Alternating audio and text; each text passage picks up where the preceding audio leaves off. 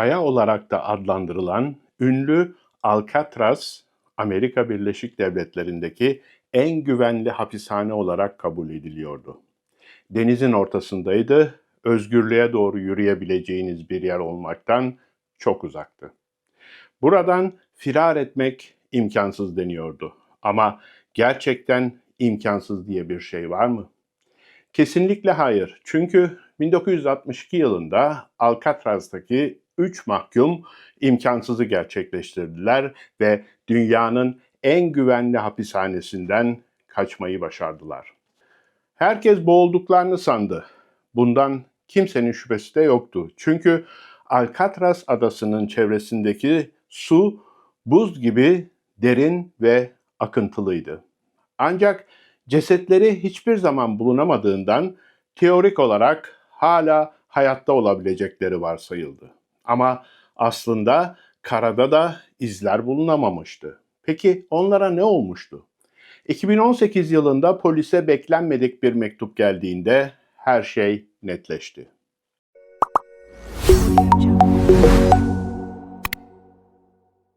Alcatraz hapishanesi Amerika'nın en azılı suçluları için inşa edilmişti. Hem kaçamamaları hem de normal vatandaşlardan izole edilmiş olarak yaşamaları sağlanmalıydı. Tesis zaten o zamana göre akla gelebilecek en iyi güvenlik önlemleriyle donatılmıştı. Tüm bu önlemlere rağmen tutuklulardan 3'ü her şeyin üstesinden gelerek kaçmayı başardı ve bu firar tarihe geçti. Yine de çok fazla endişe duyulmuyordu. Çünkü herkes bu firardan sağ çıkamayacaklarından emindi.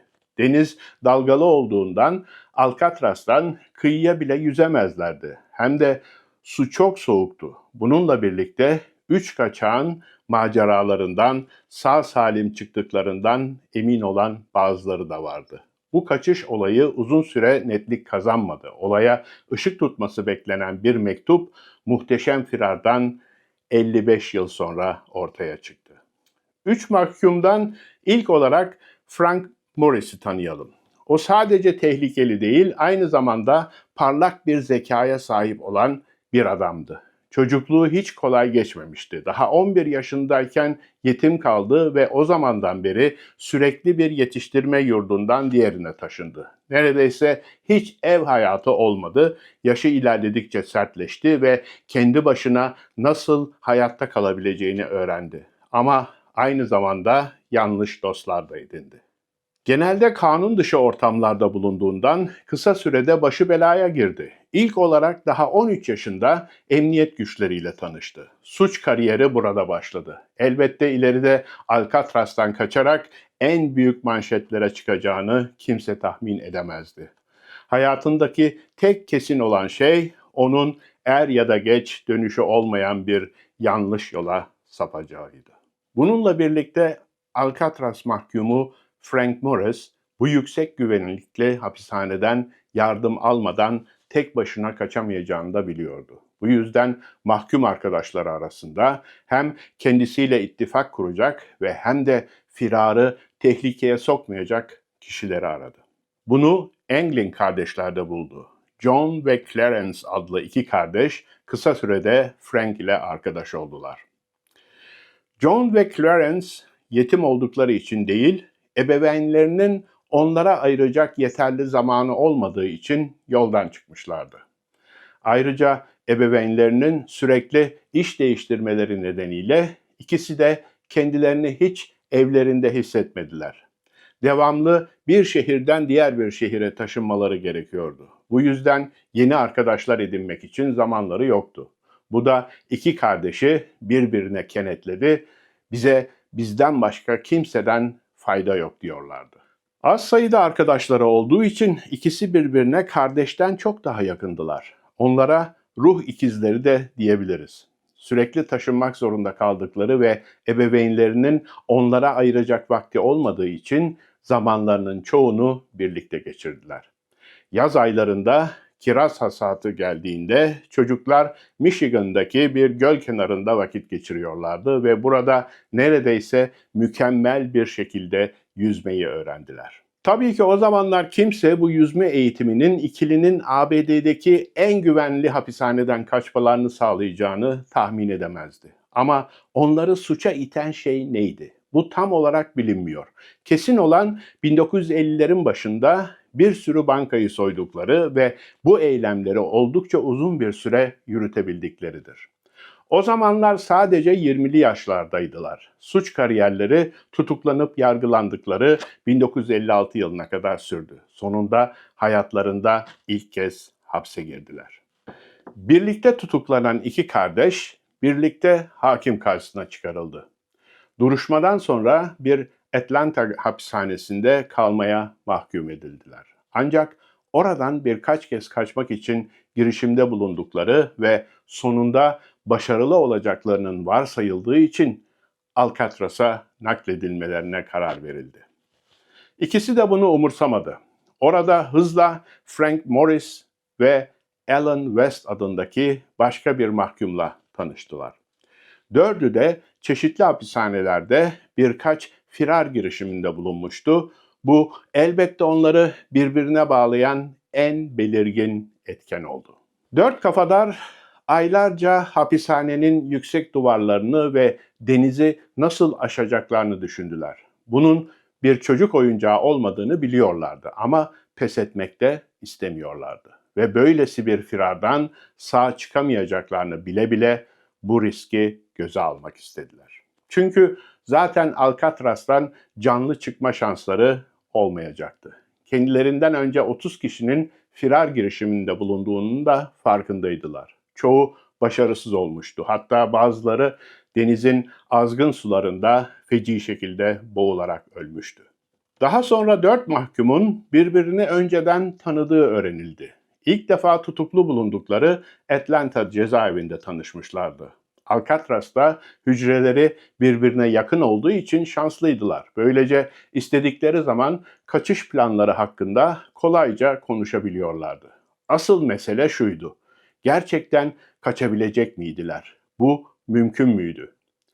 Şansları yaver gidiyordu. Hapishanenin fabrikasında çalışmaya başladılar. Bu ancak tutukluların cinayetten mahkum olmaması ve gardiyanların onlara bir şekilde güvenmesi ve iyi halleri sayesinde olabilirdi. Fabrikada çalışmaya başlamaları planladıkları kaçışı kolaylaştırdı. Burada Amerikan ordusu için üretim yapılıyordu. Her zaman saygılı davrandıkları ve sempatik oldukları için gardiyanlar onları diğer mahkumlar kadar itinayla korumadı. Bu firarları için gereken malzemeleri elde etmelerini kolaylaştırdı. Çok fazla sabıra ve en ince ayrıntısına kadar üzerinde çalışılması gereken bir plana ihtiyaçları vardı.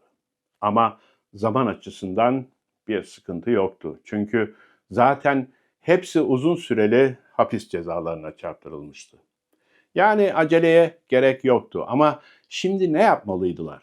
Yavaş ama emin adımlarla kendilerini temsil edecek mankenler yapmaya başladılar. Kaçış sırasında bu mankenler onların yerine yataklarında yatıyor ve normal uyuyormuş gibi görünecek ve gardiyanların şüphe duymamasını sağlayacaktı. Dördü de sadece hapishaneden değil, adadan da kaçmaları gerektiğini biliyordu.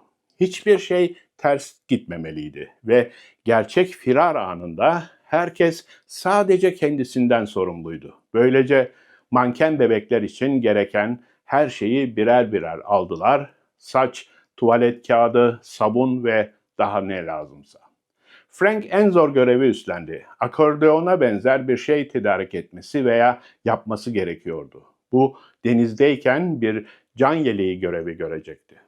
Ama bunlar firar planlarının sadece küçük bir parçasıydı. Ayrıca bir çıkış yolu bulmaları gerekiyordu. Havalandırma ızgaralarındaki vidaları gevşetmek için aletlere ihtiyaçları vardı. İçlerinden biri hapishane atölyesinden bir kaşık ve başka aletler çaldı. Her gece saat 5.30'dan sabah 9'a kadar çalıştılar. Çok sabırlı olmaları gerekiyordu. Kaşıkla tünel kazmayı gözünüzde bir canlandırın hele. Ve önce havalandırma ızgarasının yerinden sökülmesi gerekiyordu. Yine de bu sorunların en küçüğüydü. Ama büyük bir avantajları vardı. Hapishane en iyi yapısal durumda değildi. Rüzgar ve denizden gelen tuzlu su yapının betonunu çürütmüştü. Bu da işlerini biraz kolaylaştırdı. Kantinden çaldıkları çatal bıçakla tünel kazmaları nispeten kolaydı ama tabii epey bir zaman aldı. Ama asıl sorun şuydu. Kazma eylemlerinde çıkan sesleri diğer mahkumların duymamasını nasıl başaracaklardı? Talih yine yüzlerine gülmüştü. Bir hapishane reformu sayesinde mahkumların her gün 1 saat müzik çalmasına imkan veriyordu. Böylece Frank akordeon çalmaya başladı. Sonuç olarak duvardaki sesleri bastırmayı başardılar. Hücrenin arka duvarındaki ilk delik yavaş ama emin adımlarla ortaya çıktı. Hücre duvarının arkasındaki koridor 7/24 korunuyordu ve demir parmaklıklar vardı. Bu kaçmak için duvarda bir delik açmaları gerektiği anlamına geliyordu. Bu delikten doğrudan çatıya tırmanabilirlerdi. Delik bir havalandırma kanalına açılıyordu. Ancak bu betonla güçlendirilmişti. Duvarcı ustaları gerçekten iyi bir iş çıkartmışlardı. Ama bu engeli de aşmayı başardılar. Kendi aletlerini yaptılar ve beton tabakayı deldiler. Uzun zamandır beklenen an nihayet geldi. Mayıs 1962'ye gelindiğinde üç kafadar nihayet delikleri hepsinin içinden geçebileceği genişlikte yapmışlardı. Ama şimdi işin en önemli kısmı gelmişti. Adadan çıkabilmeleri için vazgeçilmez olan tekneyi yapmanın bir yolunu bulmaları gerekiyordu. Naylon yağmurlukları yapıştırıcı kullanarak ve dikerek birleştirdiler. Bu yağmurlukları fabrikadan nasıl çalmayı başardıkları bugün bile bir muamma. Tekne gerçekten de en önemli şeydi. O kadar uzak mesafeyi yüzerek geçeceklerini biliyorlardı. Her şeyi bir araya getirdiklerinde başlayabilirlerdi. Özgürlüğe giden yol açık görünüyordu. Alan West ve hücresindeki deliği de hazırdı. Başaracaklarından emindiler. Tek endişeleri havalandırma kanalından inip çatıya çıkmak ve sonra kıyıya ulaşmaktı. Her şeyin tıkır tıkır işlemesi gerekiyordu. Endişe etmedikleri tek şey hücreden çıkmaktı. Kaçmadan önceki son birkaç hafta içinde bunu zaten yeterince denemişlerdi. Tabii ki sinirler çok gergindi. Havanın kararmasını beklediler. Kafalarında birçok soru vardı. Her şey yolunda gider ve çatıya çıkabilirler miydi? Salimen kıyıya ulaşabilecekler miydi? Gardiyanlar onları fark eder ve hatta vurur muydu? Bütün bunlar hücrelerinde havanın kararmasını beklerken kafalarından geçiyordu. Sonunda ışıklar söndüğünde oyuncak bebeklerini yatakların üzerine yatırdılar, üzerlerine battaniye örttüler ve özgürlüğe götüren duvardaki deliklere girdiler. Frank Morris ile John ve Clarence kardeşler deliklerden kolayca geçmeyi başardılar. Ancak Alan West şanssızdı. Delikte sıkıştı ve daha fazla ilerleyemedi. Artık çok geçti. Diğerleri başarmak istiyorlarsa beklemeden şimdi gitmeleri gerekiyordu. Bu kararı kolay vermediler ama başka seçenekleri yoktu. Her şey bugün için planlanmıştı ve ne kadar üzgün olsalar da yol arkadaşlarını geride bırakmak zorunda kaldılar. Adamların Alan'ı geride bırakmasının ne kadar zor olduğunu bir kez daha vurgulamak gerek. Planları üzerinde çok uzun süredir çalışıyorlardı ve artık hayal kırıklığına uğramaları zordu. Ama başka çareleri yoktu. Bunu da herkes biliyordu. Şimdi hepsi beklerse hiçbirinin hayatta kalamayacağı gibi büyük bir tehlike vardı. Böylece sadece üçü duvardaki deliklerinden destek bacasına ve oradan da havalandırma bacasından yaklaşık 10 metre yukarıya çatıya tırmandılar. Burada derin bir nefes aldılar. İşin en kötü kısmı geçmiş gibiydi. Ama şimdi önceden düşündükleri en zor kısım geldi. Artık çatıdan inmeleri gerekiyordu. Bu da 15 metre aşağı inmek anlamına geliyordu. Orada da duşların olduğu kısımdan geçmek zorunda kaldılar. Korumaların yanından olabildiğince sessizce geçtiler ve çalıların arasına saklanmayı başardılar. Oradan artık kıyıya ulaşabilirlerdi. Şimdi gerçekten heyecanlanmışlardı. Yağmurluklardan yaptıkları tekne dayanacak mıydı? Dondurucu denizi geçebilirler miydi? O andan itibaren John, Clarence ve de Frank'ten hiçbir iz yok. Saat 23:30 civarında teknelerine bindiler ve denize açıldılar. Ertesi gün uyanma saatinde gardiyanlar üçünün gittiğini fark ettiler. Herkes bir firar olduğunda çalan siren sesleriyle uyandı ve şok içindeydi. Adamlar nereye gitmişlerdi? Her taraf arandı. Çünkü kimse birinin bu kaleden sağ çıkabileceğine inanmıyordu. Bu arada ittifakın dördüncüsü Alan planlarından tam olarak vazgeçmemişti. Sonunda sıkıştığı delikten geçmiş, çatıya çıkmış, hatta duşlardaki görevlileri bile geçmeyi başarmıştı. Ancak deniz kıyısına vardığında diğerlerinin gitmiş olduklarını fark etmişti. Denizde kullanabileceği ne bir can yeleği ne de bir teknesi vardı. Kısa bir süre yüzmeyi düşündü ama sonra firar düşüncesinden vazgeçmeye karar verdi. Malzemesi olmadan suya girerse hayatta kalamayacağını biliyordu. Böylece kıyıda durup suya baktı ve arkadaşları olmadan bu firardan kurtulma şansının olmadığını anladı. Pes etti ve hücresine geri döndü. Şimdi bu hapishanede kısmen katlanılabilir bir hayat yaşamak istiyorsa işbirliği yapması gerekiyordu. Planları hakkında neredeyse her şeyi gönüllü olarak anlattı. Ama gerçekten neredeyse anlattı diyorum çünkü arkadaşlarına bir avantaj sağlamak istiyordu. Tutukluların her biri defalarca sorgulandı. Ada gibi hapishanenin de tamamı birkaç kez arandı. Herkes şaşkındı. 3 adam bu yüksek güvenlik hapishanesinden kaçmayı nasıl başarabilirdi? Ayrıca 3 adamın izlediği yolları da takip ettiler. Görevliler ve mahkumlar kusursuz bir plan olduğu için oldukça etkilenmişti. Ancak herkes en geç kaçakların kesinlikle denizde boğulduklarını varsaydılar. Adamlar yaşlı değillerdi ve fiziksel olarak formdaydılar. John ve Clarence'ın iyi yüzücüler olduğu da biliniyordu. Oldukça kolay bir şekilde tırmanabilir ve sürünebilirlerdi. Ama gerçekten o dondurucu suya rağmen ana karaya ulaşmayı başarabilirler miydi? Bir şey kesindi. Firarilerin ölü ya da diri mutlaka bulunmaları gerekiyordu.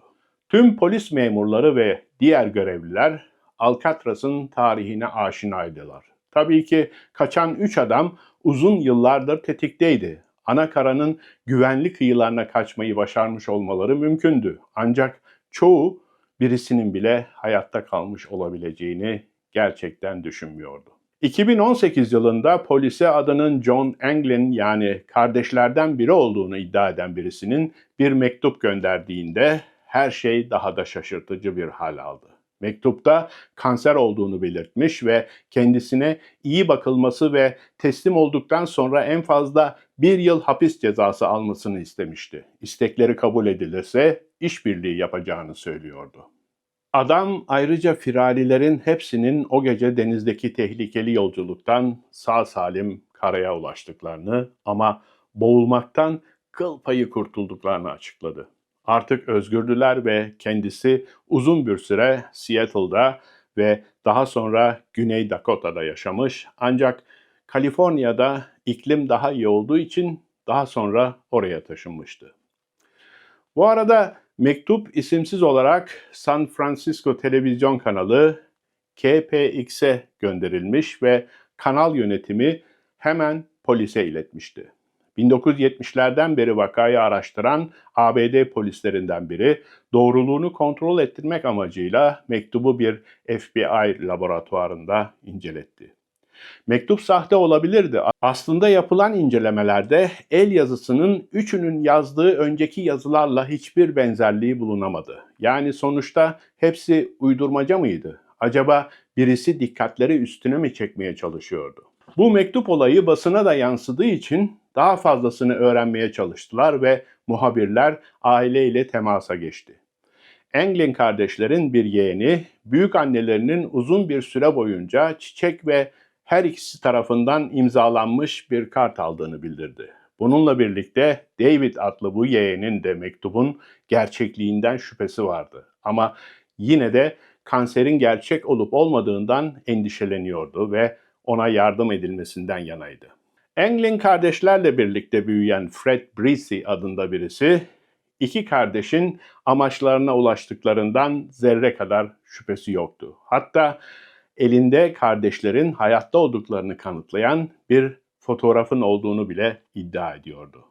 Brizzi bu firarın hayatlarını tamamen değiştirdiğini, Alcatraz'ın birçok mahkum için yolun sonu olmasına karşın Anglin kardeşler için yeni bir hayatın başlangıcı olduğunu söylüyordu. Kardeşlerden biri olan John Anglin yakında 93 yaşına girecek ve Alcatraz firarından hayatta kalan son kişi olabilir. Frank Morris 2008 yılında ölmüş ve farklı bir isimle gömülmüş. Clarence Anglin'in 2011'de öldüğü sanılıyor. Şimdi asıl soru şu: mektup gerçekten John Anglin'den mi gelmişti?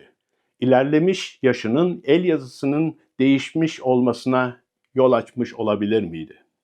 Bir başka ipucu da yapay zeka yardımıyla çözülmemiş vakaları çözebilen Rothko adlı bir ajans tarafından sağlandı. Bu ajans kaçakların dışarıda ve özgürlüklerine kavuştuklarını kanıtlamak istiyordu. Ellerinde Anglin'in kardeşleri özgür ortamda gösteren bir fotoğraf da vardı. Ama asıl soru şuydu: bu gerçek bir fotoğraf mıydı yoksa sahte mi? Özel bir şirket, polis ve FBI'dan daha fazla şey biliyor olamazdı herhalde. Ajans yetkililerle birlikte çalışmaya hazırdı. Fotoğraftaki kişilerin John ve Clarence'ın olduğunu şüpheye yer bırakmayacak şekilde tespit etmek için Deepface adı verilen özel bir teknoloji kullanmak istiyorlardı. Ve gerçekten de yaptılar. Eski fotoğrafların yapay zeka ile karşılaştırılması tam isabetle sonuçlandı. Yani bu ikilinin Alcatraz'tan kaçıştan sağ kurtuldukları kesindi. Şimdi asıl soru işlerinden en az birinin hala hayatta olup olmadığıydı. Clarence'ın öldüğü biliniyordu. Mektup 2018'de ortaya çıktığından ve bir süre geçtiğinden beri akıllarda hep bu sorular vardı.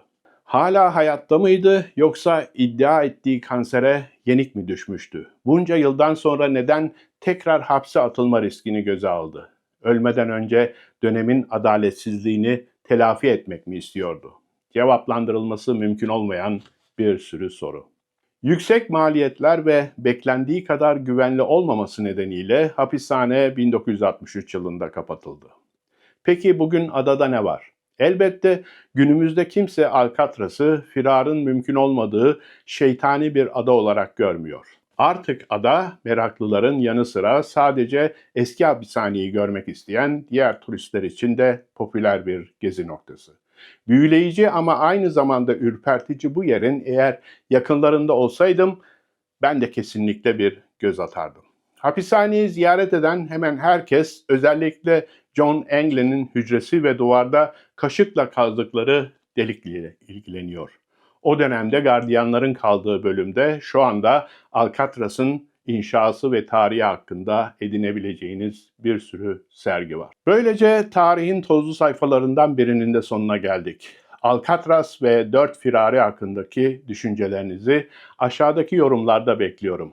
Geçmişte yayınladığımız ve ileride yayınlayacağımız videoları kaçırmamak için kanalımıza abone olmayı, iletişim seçeneğini açmayı ve beğen tuşuna tıklamayı unutmayın. Bir başka videoda, başka bir konuda buluşmak üzere, hoşça kalın.